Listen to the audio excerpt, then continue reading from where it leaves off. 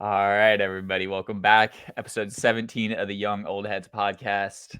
I'm one of your hosts, Tommy, aka TV Sports Cards, on Twitter and Instagram. I'm here with my co-host and card legend, Cards Max Worldwide, Cards Max Worldwide, Galaxy Wide. Max, how you doing, dude? I'm doing well, given that I'm as wide as the galaxy with my reach. I am a little fatigued. We are recording this right after I probably had like 2 to 3 hours of eBay listing today and more pictures taken for cards. I'm a little fatigued. I'm getting the hang of it. I'm trying to get faster at it. I'm learning new methods to streamline my eBay listings even faster.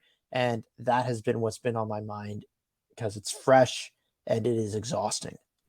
Yes. So last week we took our first ever week off because my sister was getting married, so I had to go home and I had to help with that nonsense. Obviously, it was a great wedding. Don't want to say the wedding was nonsense, but Had the audacity to schedule a wedding on a weekend when we're supposed to record. I don't know. Don't people know the weekends are for recording Young Old Heads podcasts?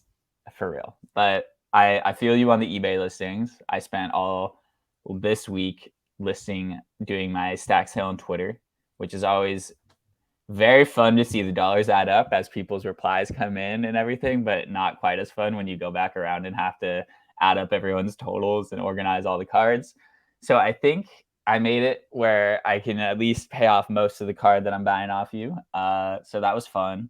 And I was able to get rid of some cards, get some cards into guys' PCs for pretty good prices on terms of, I had a lot of like Albert Pujols, Ken Griffey, Ichiro, LeBron, Luca base stuff that I pretty much was, doing like half off whatever comps people can find. So it was fun to do that, but it's exhausting. We had the LEDX card show yesterday, which was a huge success, the second time ever. It was a long day, but it was a good, fun show. Max, I have a new theory for you on shows.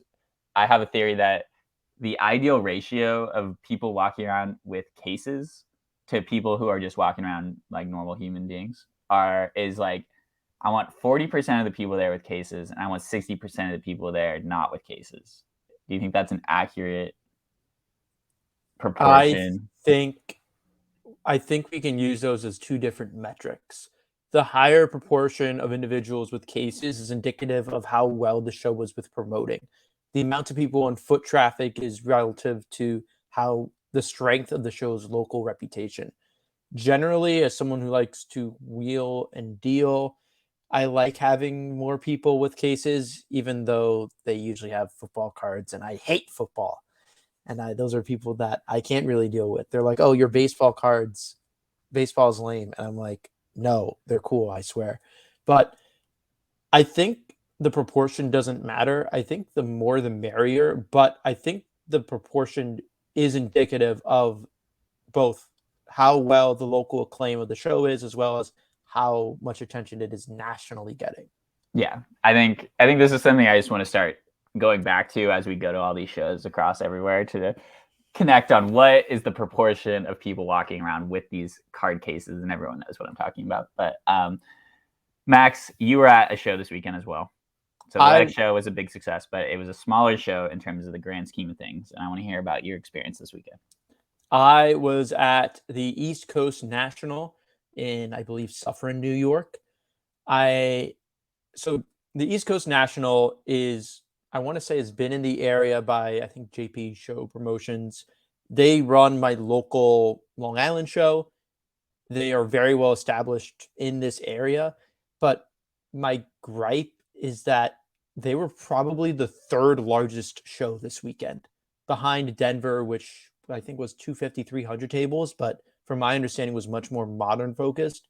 And Burbank in California was the big, massive show that drew everyone's attention this weekend. So the fact that we have the East Coast National be show number 3, I mean, nothing against Luddock Show. Luddock Show is also another big show happening, the Chicago Monthly or whatever show. We're a You're small time for smaller, now. We're getting up there though. I mean, but I mean, 100 tables is nothing to scoff at. There aren't 100 table shows every weekend. I want to say Mhm. Hickory, which was the biggest show in North Carolina when I was show going, they were like 250 to 300, and that was the biggest show in the area. That was probably once every 2 to 3 months. Yeah. But East Coast National being number 3 show of that week. They said 500 tables. I don't believe you. I don't think there were 500 tables. Maybe part of it is fatigue, and that a good proportion of the vendors are New Jersey, Long Island, or some are New Jersey, Long Island based. And I've seen their inventory so many times that it doesn't feel fresh. There's definitely a large. What was the proportion? I want to say it was probably like 35 cases to 65 no case, maybe 30-70. All right. So not baseline. too many. I mean, context being, I only went on Friday. My plan was to go on Friday, I had some cards I wanted the Beckett Raw Card review, be first in line there. I was first in line. I wasn't the first, but for this context, I was first in line. I was able to destroy the value bids and reap them and use them to my benefit. Wouldn't have been able to do that without Friday. So I can't say what the representative traffic on Saturday and Sunday were, but on Friday it felt very empty.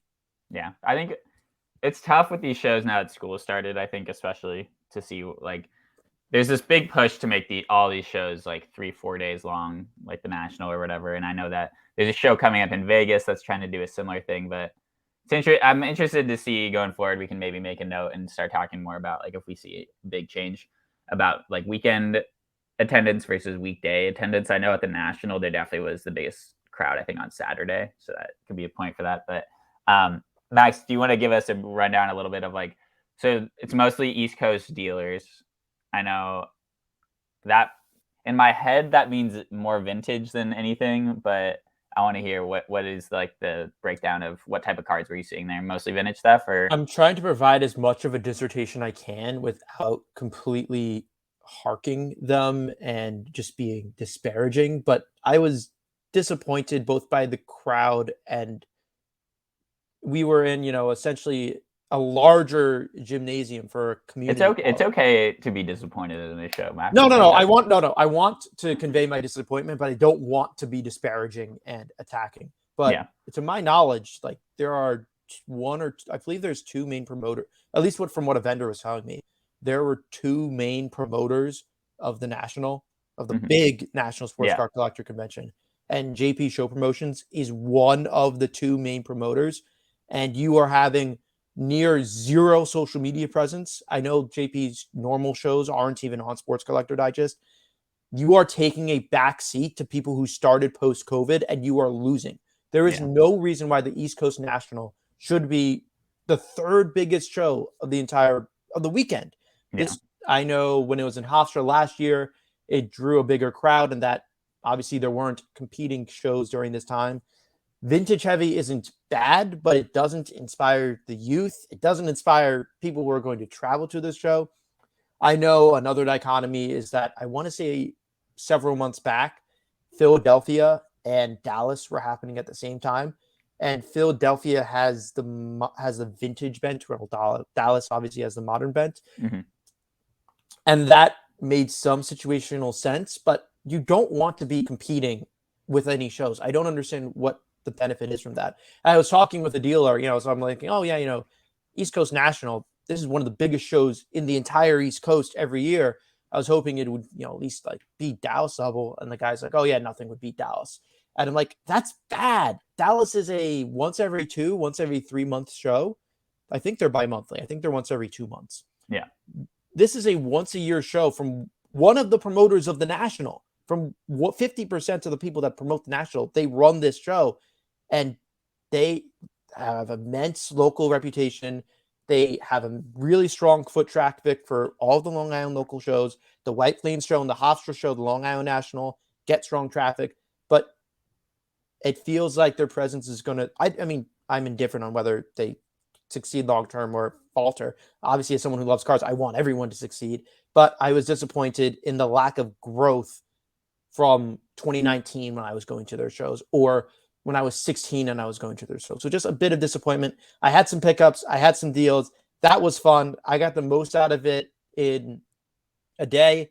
But I can say on Saturday and today's Sunday. On Saturday and Sunday, I'm debating a 2-hour drive to head back, and I'm like, yeah, this really isn't worth it. Cards Max is not mad. He's just disappointed. Yes, I've received that feeling many times, and now I'm the one giving it. And I think you bring up a lot of good points as always, but as the one who runs our social media for the LEDX card show, I think you bring up like some interesting points about like I think a new thing for a big show is to promote buzz and get people to travel there from out of state, out of region to go to the show.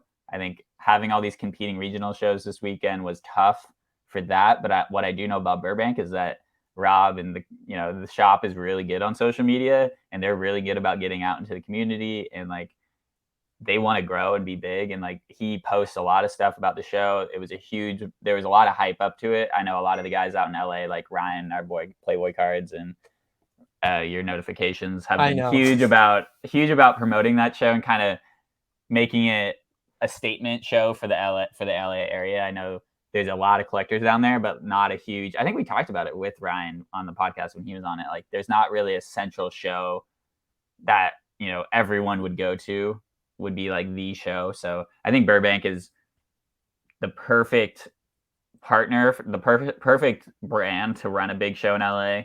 And from all what that was heard about it, it was a great show, and there was a lot of modern, not a lot of baseball. And it seems like kind of the new wave show, which I'm all for. I'm all excited to see the content that came out of that show. I know there's gonna be a lot, so I'm definitely gonna be watching a lot of that this week. But that's my 2 cents on what you were saying. Do you have any plans of maybe making the trip out to Burbank? Was there enough buzz from that weekend to make you think, hey, maybe that's something I'd travel all the way across the country for? I don't really travel for shows. I have only traveled for the National outside of car rides. I want to consider doing Dallas again because Dallas looks very fun. But also part of it is like the finances. I'm very dynamic with how I move cards. And I'm like, the National, I was in a consolidation phase, our favorite word, so that I could generate enough funds to make the trip worth it. And if I'm making another big show, I want to make sure that I have that aspect as well. I want to kind of tie in other vesting interests, such as seeing friends. I don't have family across the country, but would be seeing family, make a trip out of it that makes it worth it. I don't know when the next Burbank show is, but as of now, no plans to travel. We started this show when you talked about how you made dollars on Tops Now cards by buying bulk. So I think everyone understands that maybe you wouldn't be traveling across the country for a show, which I love, because I think for most normal people collecting cards, you're not about to like make a whole trip out of a card show. That seems like a lot when there's a lot of regional ones these days, but it's going to be something that we can just keep an eye out on for, because I know that that's something Tops is really interested in terms of growing the hobby, is creating more. Any big metropolitan area, they want to ensure that there's some sort of good quality, like monthly, at least every other month show that can create more buzz, as you like to say, and inspire the youth. Inspire the youth, Max. Vintage does not inspire the youth. I heard from you about the East Coast National, but we're all about inspiring the youth here. So make sure. So if you do have a cool card show, we also want to hear from people that are like at these shows. So if you are at the Burbank show or something, and you have a story or something cool that you want to say that you would want us to talk about on the next show, let us know so that we can get a little input from those other shows. Maybe we can bring a correspondent in who went to that show at some point. Yeah, we'll get crafty for something with our listeners. I like to get crafty. We like to get crafty. But what did you pick up, Max? We didn't really get into the actual cards. Usually we're talking pretty nerdy on the cards. So what were the deals that were made? I didn't have any like killer fun pickups. Oh, I had at this point, because like my pickups are very much a cross between like stuff that I like and stuff that is. You bought quarterbacks. No, I traded out of quarterbacks for more quarterbacks, and I moved a few of my Desmond Banes. I moved my Desmond Bane Elephant PSA 10. So I'm now that I like have moved the card, and that I'm not just like tearing down. Well, we're an explicit podcast. I'm not shitting on my own card, and nor am I like trying to like shill it and like bagload to someone else. I think that animal prints for Panini are a very cool idea. However, I loathe that they exceed the print run of most actually short printed cards and also outprice them. Why I am so big on Peacock short prints from Mosaic is because they're actually fucking rare. The They are about 1/10 of the print run of Genesis, which was kind of pseudo calculated by looking at the population reports for Zion Williamson's Genesis and the Peacock. I know the Genesis is rumored about 300, 350. So that makes the Peacock about 30 to 35. Also factoring in that NBA Mosaic specifically had an issue where Peacocks were inserted into mega boxes and not just in the choice configuration. You're talking to the guy that was blessed by that I problem. am talking to the guy that was blessed by that problem. So Genesis, print run 300, Peacock, print run 30. Cool. Okay. I'm targeting the Peacocks. I'm not targeting the Genesis. When moving to Select, we have, I don't know if they have Tiger or Zebra or Elephant or Snakeskin. I think they have 3 of those 4. I know Zebra's hobby. I think snakeskin might be just optic, but Okay. regardless, the point is this is No, totally I'm gonna get into it. So my PSA 10 Desmond Bain Elephant was worth, let's say, about 1,000 to 900. I know PSA 9s just sold for about 400, and that's a pop 10, which means that there's obviously more than 10 copies, probably like a good amount more. Let's just say that the print run is like 40 to 50. I was bidding on a much uglier card and won a PSA 10 Desmond Bain courtside teal, white, pink parallel. That's actually serial numbered out of 10. And that is a pop 2 in a PSA 10. I won it for about $500. So I want a card that's maybe 500, this is math class here. We're making up numbers. Maybe 500% more rare for half the price. Yeah, the thing is, it's not cool. I think it's cool because I think it's rare.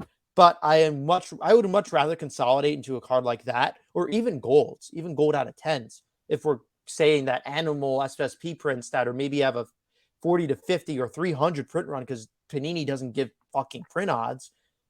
And I'd much rather get the serial numbered stuff closer to true if we can, because I know people don't like the discos, people don't like the choice. I like the fluorescence, I like the discos, I like cards. But I'd stop overpaying for high print run animal cards, even though they look cooler, which they do. If you want a cool one that looks rare, buy a Peacock. I just bought a Jalen Waddle Peacock on my slabs the other day, and it's going to look great when it's in my mailbox Monday morning. That was an all-time Cards Max rant. I'm so here for it. I rest my case. I'm here for petitioning Panini to put print or pack odds on their packs because I think it's bullshit that they don't. I think that it is shady and it's bad for the hobby to not have print to pack odds on the packs. I think that's annoying. I'm out on that. I want to petition to stop that. I like your take about print run on those cards. I think that Panini is the absolute pinnacle of trying to co-opt coolness and make it pseudo rare and get people to think that this cool card is rare, even though it maybe is not quite as rare as they're led to believe, while they have these other parallels that are rarer that maybe look like the other retail ones, like that select one you bought. I know that looks exactly kind of like one of the very common retail parallels that Select had, even though your copy's out of 10. So maybe on face value alone, that's something that could have made the auction go for less. But I'm all here for less animal. I'm here for less gimmicky parallels. I'm pro cool. I'm pro cool super short prints, but I don't want, if I'm dictator, if I'm king of the card world, which I am, then I want cool SSPs that do not have higher print. I want cards with low print runs to dominate the pricing. I don't want cards with more quantity to dominate pricings. Oh, they look cooler? Okay, then make the cooler ones the rare ones. Make the pink disco out of 570. I don't give a shit. Make cool cards cool and rare. Don't make them mutually exclusive. That's actually a really good point, even though you said it in kind of a funny way. Like, how much should common parallels differ in appearance from rare parallels? And you don't want, you want cool parallels to be accessible to people.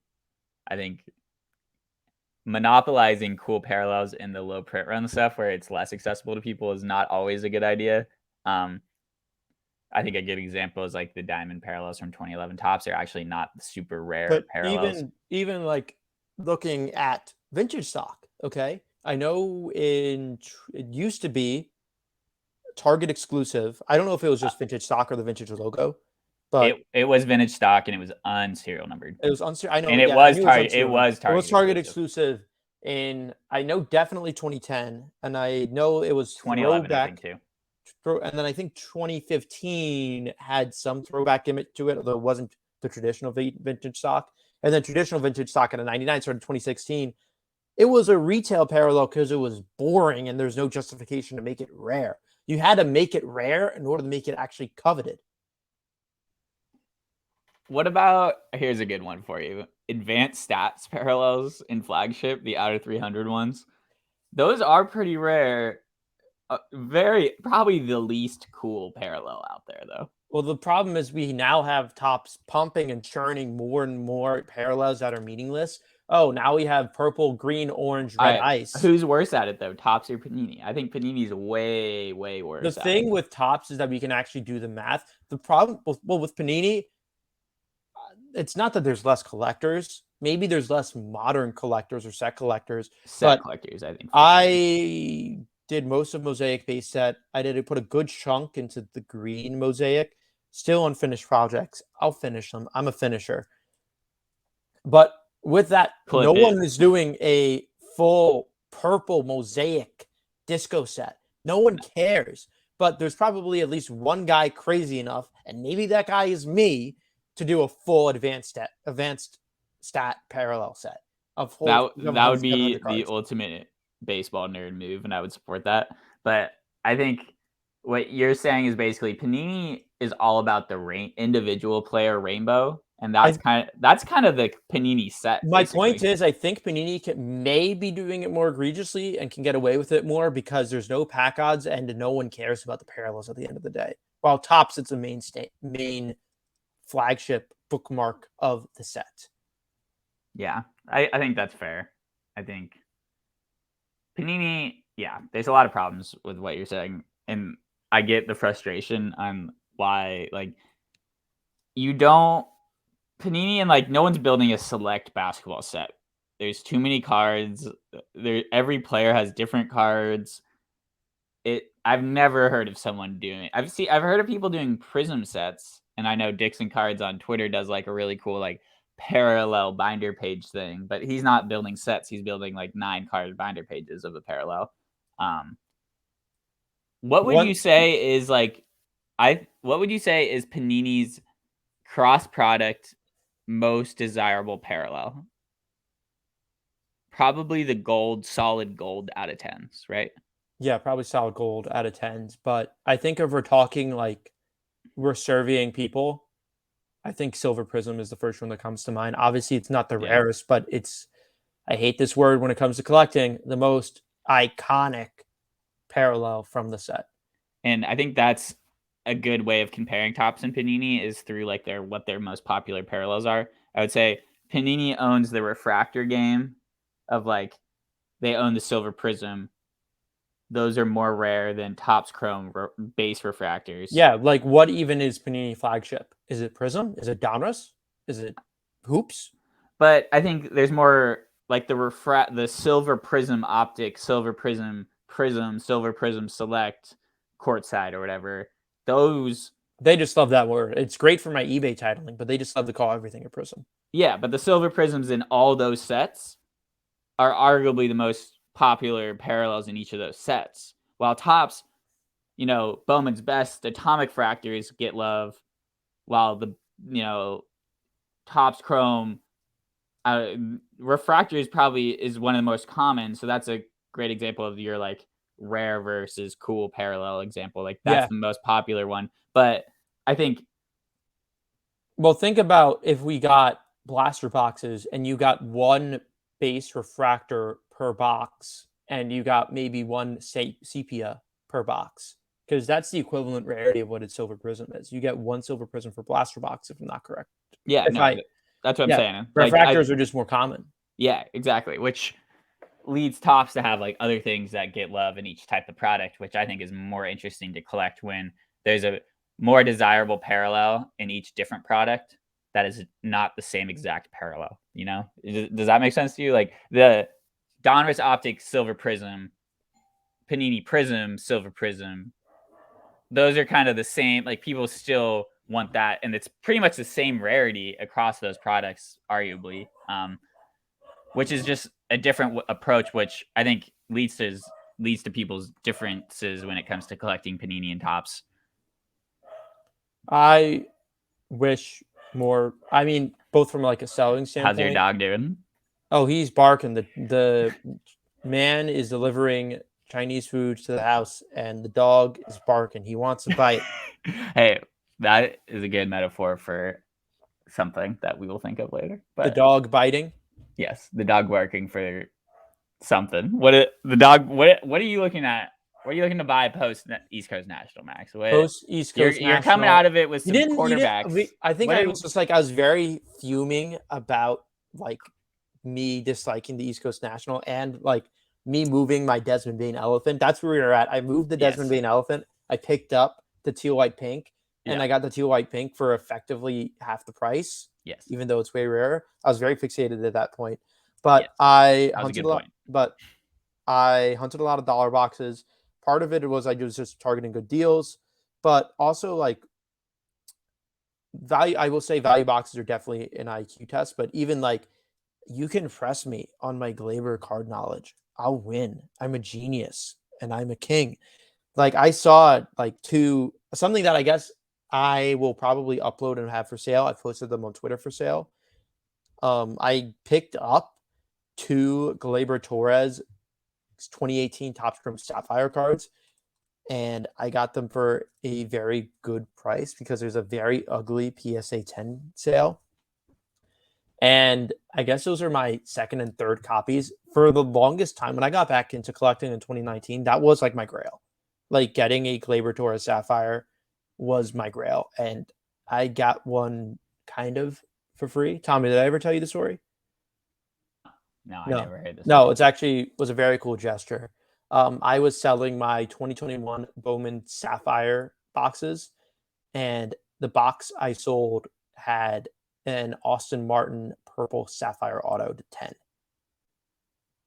So that sucks because that was like probably like a $5,000-$6,000 card at the time.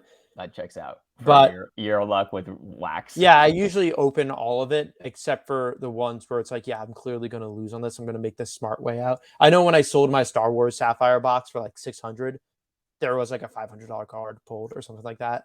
So I'm like, oh yeah, of course. Like, all the boxes suck except for the one I sell. Yeah, but that's important to note. Dude still probably lost money on the box. Yes, probably. No, he didn't. I know he didn't. Right. Maybe. Anyways. But as a gesture of paying it forward, he was like, oh, like, you want this like Bear and Laura auto? I'm like, yeah, PC Glaber. Like, I don't care. I'm happy for you. Oh, I have a Glaber Taurus Sapphire raw. It's clean, or, not necessarily contingent on that fact, but, it's clean. I think it's going to PSA 10 once they reopen, but Dick, you can have it and enjoy it in your collection. And then he sent me my Glaber Taurus Sapphire rookie card. Was over the moon over that fact. I eventually submitted it and it did 10. And I don't think I'll ever move it. But now I picked up 2 more raw. I don't think either of them are gem. But I'm like, okay, cool. I have an excuse to hold 2 more until I list them on eBay and maybe they eventually sell. But I was like, okay, cool. Oh, and I also found a Glaber Torres Heritage Action for $7. That's an eBay card because I already have a PSA 9. I paid. Yeah, we're really nerding out into Max's Glaber collection right now. Please. I bought like 130 back in like 2019. I bought like a $130 lot of, I think, some Glaber cards. And the biggest thing of it was the action parallel. I sold everything but the action. I was into the Heritage Action for 70. I knew it was off-centered, but I wanted to take a shot anyway. Sent it in to get graded. It 9'd. I still owned it. Now it's worth maybe $20-$30. But hey, I bought a raw one for 7. I bought a raw one for 7 this weekend, which is just like a representation of how much Glaber stuff has fell. I'm always here for a nerd out on your Glaber Torres PC. Can you give, who was the guy's name? Do you know if he's cool with that? Like, who gave you that card? That's an awesome story. I know I'll dig it up. and I Yeah. will get it back because I know I'll do my bit about my favorite interaction I had at the Lex card show. I will say, like, I think, like, he saw my yeah, I remember he forgot my name too when he's like, "Oh, I bought it." I think I was like, "Oh, I bought it on Twitter," and and he's like, "Oh yeah, I pulled this, Austin Martin from this guy on Twitter." I'm like, That was me. that was me, that was me." It's at Jared Miller. They should give him a follow on Twitter. Yes, follow mi_Jared on Twitter. Very, very cool guy. I see he still has the Austin Martin Purple Sapphire. I see he's, as of August 10th, which was my birthday, he's still tweeting about the Austin Martin Sapphire. And I see now that it 10/10 that PSA. Oh damn, that's awesome. Yeah. Well, I'm good for him, and a good Came from my box that I sold him. Yes, good reminder that the hobby's great, and that if you Easily one of the coolest acts of kindness, or whatever. Like, Yeah. I pulled a $5,000 card, and I feel bad gesture because that put me over the moon. Yes, not everyone's backyard breaks. There's a lot of good people out there, and shout out everyone who's doing good stuff in the hobby. I had one really awesome interaction. I probably bought some of these cards below comp, way too below comps. This is actually, to preface the story, this is the first time that I've ever built a stack through someone's value bins. I've shown them the stack.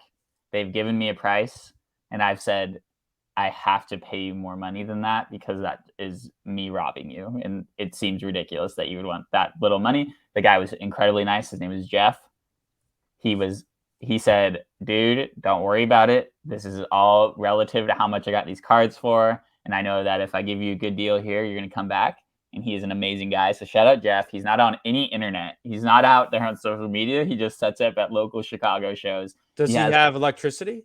He does have electricity. He does smoke marijuana. He does not grade his cards, though. Every card he has is raw. It's all between $1 and $500. But I found, this is our boy Kimball, Sunsport Trades Me, is jealous of these. I found 3 Topps American Heritage 2009 refractors out of 76. We got Duke Ellington. We got Sam Adams. We got John Quincy Adams. These are incredibly rare cards. They're out of 76. They're refractors. They're etched. They're super nice refractors. These cards have been something that Kimball's been trying to build the set of. I am just an appreciator of the set. He sold me all 3 of these cards for about $10. I know that each one of these probably goes for $50+ on eBay. Sam Adams. If Kimball's the buyer, it goes for $50. Nah, dude. Even auctions, even the random guys these days. Sam Adams is 76 out of 76, nice, which is pretty sweet. And then I also, in the same lot, got a bunch of the Chrome out of 1776 from that same Topps American Heritage set, which we've talked about before. But I also got a very cool card, which is a American Pie foil from 2011. The Obama announcing that Osama bin Laden is killed card, which is, I'm been starting to think in my research of Obama cards, is definitely one of his cooler cards, of one of his cooler, one of his better moments as president. So I got 38 cards from this guy, including those for $50, which, I comped out some of them, comes to about, $200, $250. So I told this guy, I was like, dude, I feel like I should give you more money than this. He says no. So that was my cool hobby moment of the week. And also the only cards I really bought at the Athletics show, just because I've been saving up for the Posey. So I got my blinders on. I'm a racehorse. It's the last stretch. I got to get this Posey card from you. I got to keep raising the funds. So I was not buying too much, but I love a dollar bin. I love a bin of cheap cards that are all non-sport cards, just because no one ever has that. We had a good conversation for about 20 minutes about the value of Americana cards and raw cards versus why his whole attitude about the hobby I just really love. So shout out Jeff. Great interaction. Great reminder that guys that have been around in the hobby for 30 years, you can just constantly learn stuff from. And not only about cards, but also just like about how to operate in the hobby, how to get customers back, how to be a good guy, how to just be a contributing member to the hobby in a way that's beyond just like building your collection. So shout out Jeff. I had a great interaction with him, and Kimball's gonna be jealous. I already sent him a picture. He said he needs all 3 for his set. So I think I'm gonna hook it up with him. Well, it's gonna be a good deal. But that was my fun that I had yesterday, outside of me running the social media stuff for everyone. Yeah. So our 2 1776 related notes. One was that do not sleep on Topps Independence Day cards, serial numbered 17 out of 76, exactly number 17. I had my nice little DJ LeMahieu experiment, and I bought it at a show for $10. I saw it was number 17 out of 76. I'm like, you know what? I'm overpaying a little bit for this, but I know it's serial number 17 out of 76. Sold it on eBay for $19.99 within a day. Easy, flew off the shelf. And if you ever see it, I mean, it's technically the equivalent of a one-on-one. And then the second thing, Yep. I mean, it's true. I mean, there's only one copy. I'm all for pro fun serial number collecting and valuation based on like an interesting, fun serial number, no matter what it is. Second thing was that when I was value box hunting in Garfield, New Jersey, I picked up 2 U.S. Constitution cards from 2006 Topps Chrome Baseball. I Yes. got them at 70 cents each. They were James McHenry and George Taylor. It is to my disdain that both are worth under $2 each. They're both worth $1, yeah. Yeah, they're both. I didn't get my value there, but excuse me, no. James McHenry was U.S. Constitution. George Taylor was Declaration of Independence. Yes, great set. Great set. Is it though? It's a great insert set. If you add up all the backs, it creates the Constitution or the Declaration, that is cool. Which is cool. That is cool. But I'm like, they're not okay, rare. They're not rare. Yeah, they're not rare. But that was my encounter with it. Yes, because I ripped that Topps Chrome baseball a year ago, and I pulled an Alexander Hamilton Constitution refractor, and I was like, wow, this is sick. Like with the play out there, this got to be like a pretty decent card. $3 or something. I'm like, this seems off. That's why I'm just holding those. I know there's a guy on Twitter who's building that set or has built that set, and I think that's, in terms of Topps being creative with their insert sets, they used to try a lot harder than stars of the MLB and stuff like that. Yeah, I agree. Cool insert sets. We've talked about that though. I think, Max, we've both had long weeks. I want to leave people wanting. You want to leave it on a good note. Yes, and guess what? 37 minutes in. We won't be bailing next week. Last week was an anomaly. Don't expect us to be taking many weeks off. We will occasionally have a week off. A slower show week. I have local show this week, and then I have a Bleaker Night Tuesday, local show this weekend, and then I'm probably taking the weekend off, and then I'm going to try and set up again the following weekend. So I'm slowing down with shows. Yeah, well, that doesn't sound like it too much, but that checks out. I'm taking a whole weekend off. Next weekend, I'm going to be in Indiana. I'm going to go to the Baseball Card Exchange grand opening for Ludex. That'll be fun and a cool way to meet some cool industry people. And then I'll be at the Shipshawana show for Labor Day, at least the trade night on Sunday night. I'm not sure. Really? Shipshawana is coming up this soon? Yeah, they run it every, I think they do Memorial Day, Labor Day. And I think that might just be it, honestly. But great. I'm inviting myself to sleep on your floor. Yes, you are totally welcome. And also, Ludex is now sponsoring the show, which is cool. And as one of my favorite shows out there, I'm really hyped about that. Max, we probably talked to a lot of people this week. Can we give I want to do some shout outs here at the end. I spent a lot of time with Manny this week or yesterday. And love Manny. Make sure to follow him and the Too Thick podcast, Reckless Card, shout out. Great guy. I had a lot of fun walking around with him for a little bit at the show. There wasn't too much. Actually, yeah, there wasn't too many people at the Ludex show who I hadn't seen in a while. Obviously Saul. I mean, who I hadn't seen in a while. My homie Saul, obviously. Saul actually showed me Jeff's table. I got to give a quick shout out to Saul for letting me know what's up with Jeff and the table that I bought all those cards from. But I know that you talked to our boy Old Man, and that's his official Ludex. His official Young Old Heads nickname is just Old Man because that's his Twitter. But I saw Old Man 28 guy, loved talking with him. He's a great guy. We talked pickups, we talked wheeling and dealing.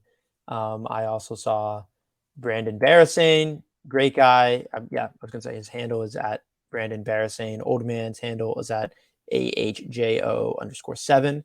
And I want to shout out Frank Lubati, who is a master of listing and selling on eBay. And I have asked him so many questions. I've bumped into him in person a few times, and I saw him at the East Coast National. He has been phenomenal, both as a resource and as a person, in just helping me along and showing me the way, and also seeing him in person was great. shout out everyone who takes on hobby mentees, teaches people the ways of the world and how to not only collect in a good way, but also to do it fit like smartly and create good relationships. So shout out everyone like that. We do have stickers now for the podcast after months of procrastinating. I made it happen. So if you need a Young Old Heads sticker, DM us. We created a Twitter at YoungOldHeads_ on Instagram. I believe it is just Young Old Heads Podcast. So if you follow, we're on the social medias now. So make sure to give us a follow there.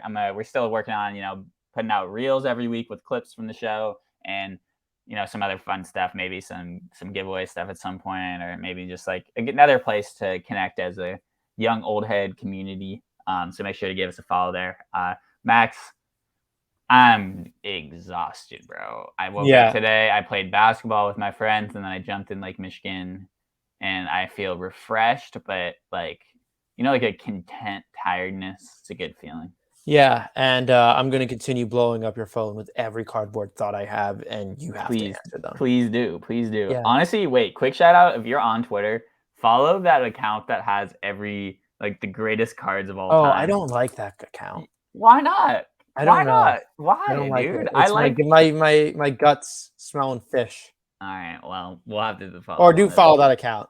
I like seeing cool cards, Tommy. dude. I like seeing cool cards. I'd rather see a cool card, no commentary, than some nonsense take about whatever, dude. Sometimes I just want to see cool shit. Sometimes you just want to cannonball in Lake Michigan. Yes, that's what I just did. But I got so much math I got to do with these stacks right now, Max. I am semi dreading it, but also not dreading it because I'm motivated and I like selling on the occasion.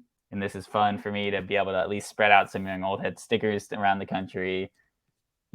Make some. I definitely like selling because you get some new connections. Like I definitely had about 10 people I had never interacted with who bought cards for me. Who now I have some another person that I know who likes cards and is a good guy. So shout out those people that bought cards for me.